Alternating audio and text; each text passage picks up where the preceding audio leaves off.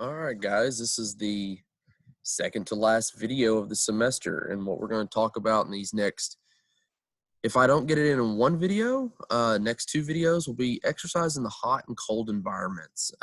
So how does the environment affect us exercise wise with everything else that we've discussed up until this point? So exercise in extreme conditions adds extra burden to the body. Uh, Body temperature regulation, it's a big thing, and will kind of play a part in some of the stuff that we've already talked about.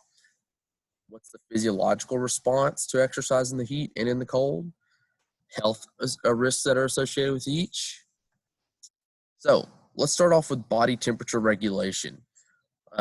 Internal temperature is physiologically regulated, meaning we're pretty consistent when external influences change. We try to remain pretty close to the same body temperature all throughout. Now, obviously, this is very different than when you go and you lay out in the sun or stay out in the sun and overheat. And it's also different than when you have a fever, okay? The fever is the body's reaction to try to help itself. So vastly different than what we're talking about when we're talking about normal circumstance of body regulation. It's maintained through thermal regulation. Extreme conditions may reduce the adaptability of this process. So if it's extremely hot, it's going to be, it could change in some of the stuff that we talk about, like as far as extreme heat, humidity. Is it dry humidity or dry atmosphere? Cold, is it wet and cold? Is it dry and cold? All that can affect how our body thermoregulates. The adaptation to environmental extremes can occur, so we can have acclimation, which is short-term adaptation. So whenever you maybe go to on vacation, if you go skiing or if you go to the beach and it's, maybe you go to a beach when it's cold for Christmas, that little bit of time that you're there, that's a short-term adaptation on how you acclimate yourself to the heat or cold. Then we have acclimatization. That's long-term adaptation. So like we talk about, as an example, Dr. Kowalski, when he first came down to Kingsville as a Pennsylvanian in South Texas, he had done all of his schooling and everything else in the state of Pennsylvania where it's cold. I mean, it does get hot in the summer, but it's a different kind of heat. So he was not acclimated or acclimatized to the area. But someone like myself who grew up in Central Texas and everything, I may be able to handle it a little better, or at least when it shifts into that heat of the summer, it's no big deal for me. But for him, he has to take a little bit to acclimatize himself with that type of a change. Vice versa, we send Dr. Farney from Colorado. If I were to go to Colorado, I'd be cold and it'd take me a little longer than it does Dr. Farney to get back to his normal self when he's in Colorado. Metabolic heat production. So not all energy produced is used for work. Some is lost as heat. All active tissues produce heat. That is why we get hot whenever we exercise. Or at least that's one of the reasons, is because all of the friction and the activity of the muscles, the musculature, is creating heat. Heat moves from the core to the skin, primarily through the blood. The body needs to balance heat in versus heat out. So we have radiation, we have conduction, we have convection, and evaporation, all of which are ways that we're going to try to lose heat or at least get it off of us, okay? So conduction is more of a dry heat exchange, meaning it's a solid to solid. So if you, for instance, touch a cold object or touching a hot object, convection is a dry heat exchange. Motion of a gas or liquid over a heated surface. This is going to be more along the lines for wind and air movement. Radiation, also a dry heat exchange. It's infrared. That's going to be like the sun. All right. It will gain heat if the environment is hotter. And then we have the evaporation, which is what we utilize for thermal regulation, which is sweating. And it's a wet type of transfer, meaning that the fluid will rise to the surface, which is the sweat, and then it evaporates and it allows for the heat to be lost from the skin.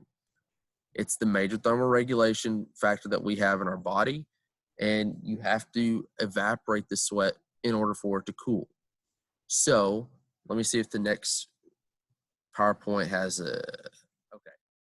Before I do go to the next one, so let's think about this for a second. If everything else is a dry exchange, it's kind of touching or wind movement, air movement, or the sun, you can't really change what the sun does, right? Change your clothing, but that's about it. Now let's talk about the sweating. And notice what it says. The sweat has to evaporate for you to be cool. All right, so for you to cool your body down via sweating, the sweat has to evaporate. So let's take a couple of different scenarios. Let's take South Texas, kind of more towards the coast. What starts to happen in the summertime? Late summer, early fall, August, September. What's happening? How many of you have ever felt that sensation of you just got out of the shower and it seems like you can't seem to dry off? All right. So what's happening is the humidity outside is so high that it's not allowing for that sweat or the water that you had on your body to dry off. Okay. You ever have that feeling of you've showered, but yet now you walk outside and it's like, what was the point of even showering? You're already sweating through your shirt and everything. That is an inability for the sweat to actually evaporate. So it's not cooling you. That's why when it's high heat and high humidity, it feels so much hotter. Now, on the opposite end of that, we have, if any of you have ever been to Las Vegas, it's what we call a dry heat, or Arizona. It's a dry heat, meaning, you can go and the temperatures can be, 110.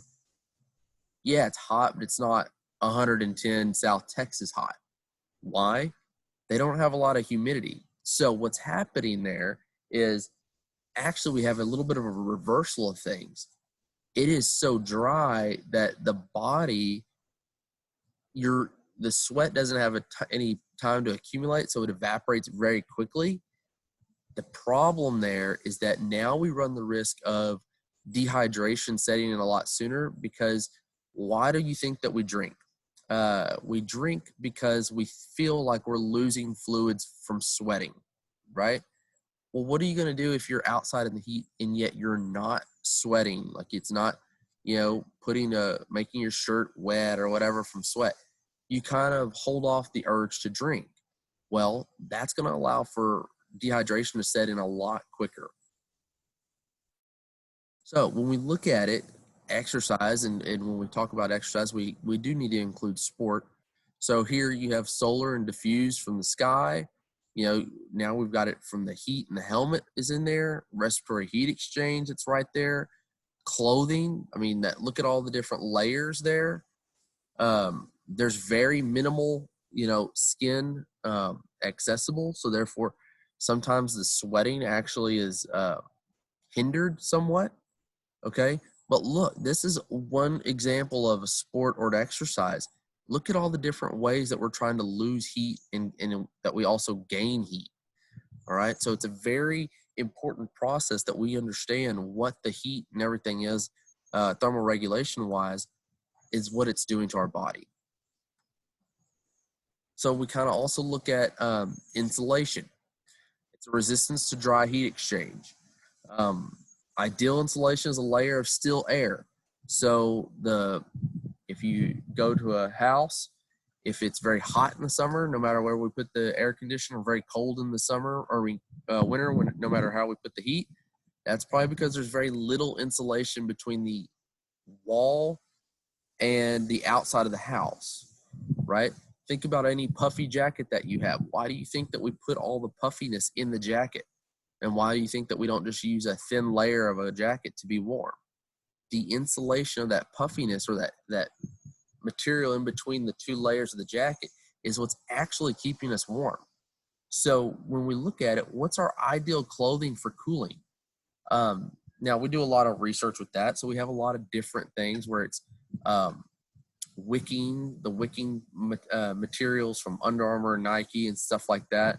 But ideally, what is it? I mean, do you want a lot of your skin to be showing?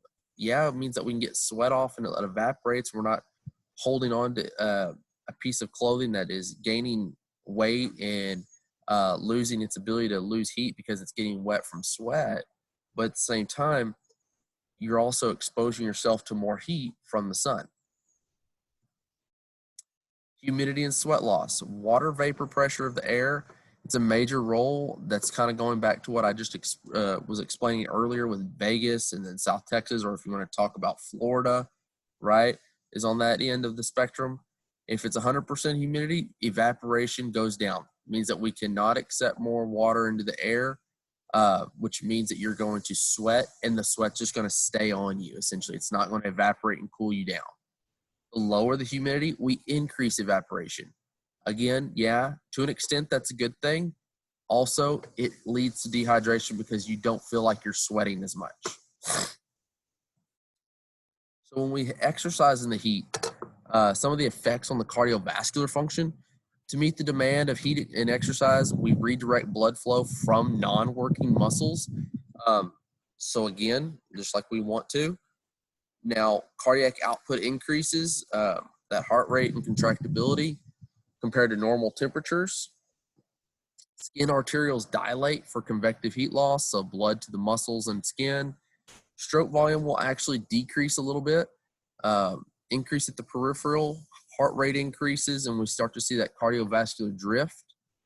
Some of the limitations, we do have a decreased performance due to demand of thermal regulation. So again, now we are having to cool the body down, right? We have it a little bit if you're exercising in an indoor gym. Obviously, we do because it's air conditioned and whatnot. But if you're exercising outside in the heat, now your body is trying to cool itself off, even though you're still trying to work. So we have a little bit of a decreased performance because now blood has to be moved from the muscles to the skin in an effort to cool the body down. So everything will dilate and we can sweat. You run the risk of overheating, and then untrained and or non-acclimatized are at greater risks. Why? Because one of the adaptations that we see when we start exercising in the heat and whatnot is we actually will start to sweat sooner.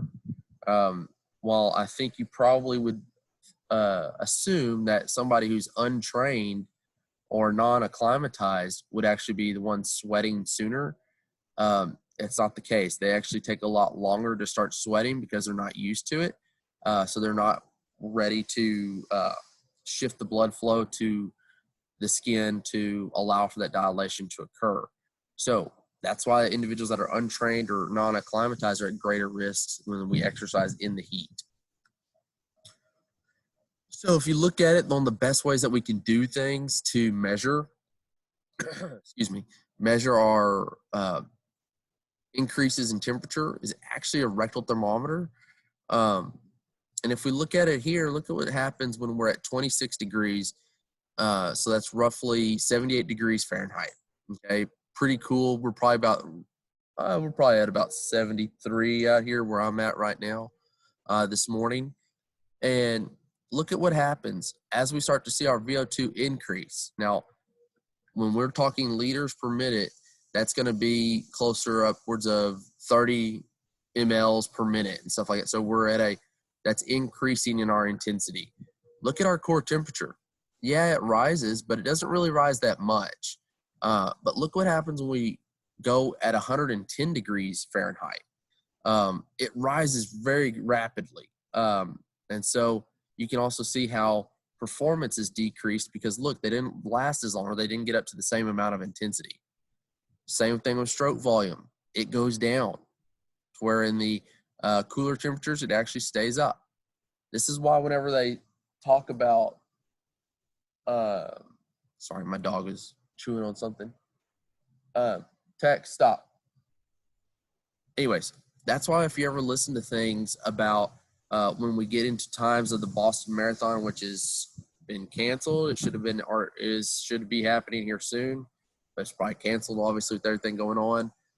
The London Marathon, I believe, is towards the end of summer, and the New York Marathon is in November. That's why it's funny to hear them sit there and say, if it's 85 degrees, oh, it's a scorcher out here today. Well, it's because they like to run in the temperatures in the 70s, kind of right there mid times, because this is what happens. You're able to increase your cardiac output. Your heart rate is actually lower. Your stroke volume's higher. So again, you're performing better at lower intensities, and your core temperature's not increasing. So it's actually more beneficial to go at a lower temperature like that, to an extent. So how do we measure our heat stress? Heat index is how it feels. It's a combination of the air temperature around us, what's that relative humidity, but it is not an indicator of physiological stress. We actually use wet bulb globe temperature for that. That's developed to account for any conduction, convection, evaporation, radiation aspects. It's an index of thermal stress, and it's used to anticipate the health risk of an environment. And I believe that the highest it goes is a level called plasma. And if we're anywhere near that, then that means that no outdoor activity should be performed at all for the sporting event or the exercise. So it's very important to understand how to measure that. And typically we'll have if you need the equipment to do the wet bulb globe temperature. So most athletic areas have it. Now you can't really dictate canceling an event or whatever because of the temperature, okay? But as far as putting someone out there in the stress of the one day, maybe for competition, while yes, we still need to monitor them, that's okay. We would recommend wet bulb globe temperature aspects when we're talking about daily exercise or training and exposing athletes or individuals to long-term heat stresses each and every day. Health risks in the heat, we have heat cramps. That's painful cramping of large muscles. A lot of that's due to sodium loss and dehydration. We can prevent it by proper hydration and salt intake, sodium intake. Common in individuals who sweat a lot. And that's another thing. We don't all sweat at the same rate. Some people are heavy sweaters, some are light sweaters. And if you're a heavy sweater, typically you're going to have a lot of sodium loss within that. We have heat exhaustion. Excuse me. That's going to be fatigue, dizziness, nausea, vomiting, fainting, and rapid pulse. Excuse me. Rapid pulse. The cardiovascular system just cannot meet the demands anymore of the body. And it's mostly due to dehydration. So it's treated as such. It needs to be influx of fluids. And then what we do is active cooling. We have one thing that's called the taco method, where an individual will hop into basically a tarp surrounded by an ice bath, essentially. And the tarp is being moved so that the water is moving across them and you're not just sitting still. So that's active cooling. Then we have heat stroke that requires immediate medical attention because it can lead to death. Failure of the thermoregulatory mechanism, basically your core temperature has reached over 104. Again, vastly different than from when you have a fever. Even when we have a fever that may reach up, and even then 105, 106 is very dangerous for fever, but at the same time, we're not necessarily increasing our core temperature, right? This is actually increasing our core temperature, meaning we are starting to cook ourselves on the inside.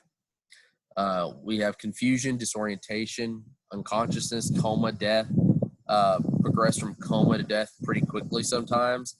And one way we can stop this, or at least treat it, is to start immersing the body in cold water. So if we look at it, now we're going to talk about the fluid intakes with the heat. Look at our rectal temperature again. When you take it with no fluids for running time of 2 hours, Fluid intake keeps our rectal temperature down, or our internal temperature is what this actually is. And if we start doing things with no fluids, look what starts to happen. It increases pretty quickly. And that's where we start to see issues. So that's why we start to have the different mandates on taking a drink every so often during exercise. How do we acclimate ourselves to exercise in the heat? We increase the plasma volume is what will start to happen. That's going to help increase that stroke volume. It returns to normal after about a week. Other adaptations can take place to maintain performance. What we'll start to do is we'll start to see a decrease in our heart rate. Again, that comes with training, but what that's also doing is meaning that the cardiovascular system is working more efficiently and therefore not as stressed. Increased cardiac output will start to help increase skin blood flow, and we'll start to sweat earlier and more diluted, meaning that, yes, we start to sweat earlier, which means that the body's going to cool itself earlier. The body's also going to start maintaining some more of its salt within the body, and we're not losing as much. You'll still lose it, and you still need to replace it. That's why we have different things like Gatorade and so forth. But it will start to go down, and that's going to be meaning that there's better evaporation for heat loss. When we start to look at it, we acclimatize ourselves or acclimate ourselves, excuse me. So this is that short-term aspect. Look what starts to happen. Once you're acclimated, even exercising for an hour and a half, that rectal temperature, that core temperature is decreased. And then look at your heart rate.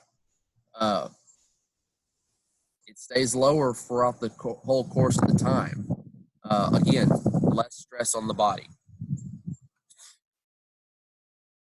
Final rectal temperature, if we're starting to look at it as far as exercising in the heat of the day, that's number of days out there. Look what happens. First couple days, it's very high. But as we progress, roughly about 2 weeks in, it has gone down to where exercising does not cause that core temperature to increase as heavily.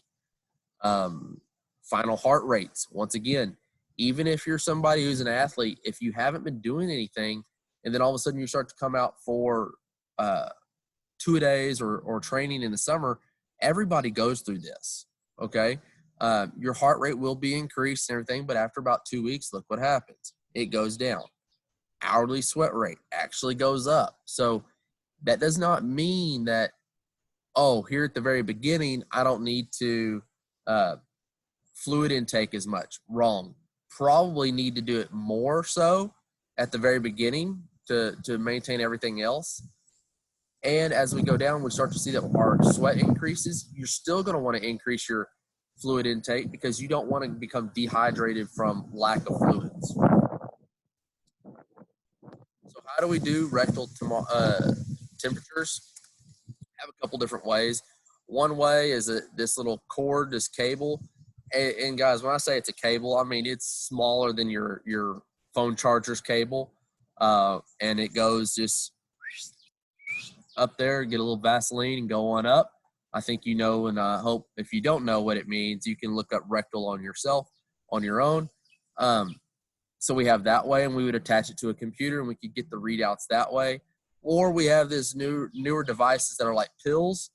You take it, you swallow it, and you come by athletic trainers or whoever can put this little, what looks like a phone or a beeper number near you, and it'll read your core temperature. Just going to tell you right now, those are expensive and they are non-reusable. I mean, I don't know that I want to reuse it. And if you don't know why you wouldn't want to reuse it, think about it for a minute, okay? There's only one way in and one way out. So I'm going to cut the video here. I will make a second. It'll be our last video. We'll talk about exercise in the cold, and we'll finish the semester off strong. All right, guys, be sure to let me know if you have it or you need any help, and we will do so. Have a good one.